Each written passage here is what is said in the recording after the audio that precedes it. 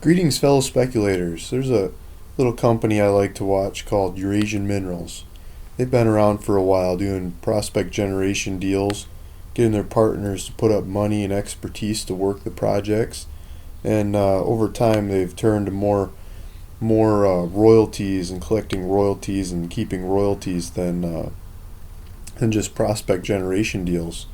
And so I was looking at the last news release here, and it says corporate update. I'm like, oh, that's interesting.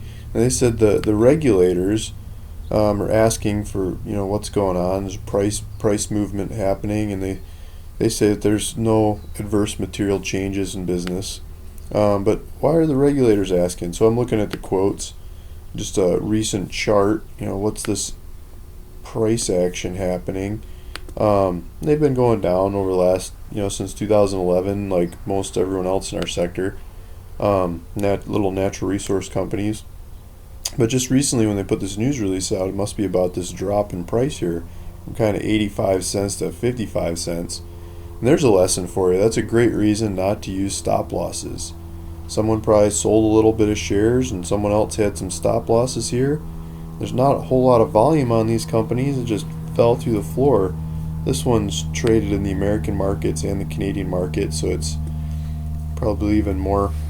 Who knows where the volume was coming from, but it got the Canadians' price to look like someone got stopped out, sold way down here, and the next thing you know, it's right back up. So large percentage swings, if you're watching these kinds of companies and you got your finger on the button, you can take advantage of buying opportunities like this in a down market, where you can get large percentage bounces if you know the company and you believe in them, especially if you're a shareholder and willing to buy more. It's just a good reason to follow companies like this. It's a good, solid, long-term company to own shares in.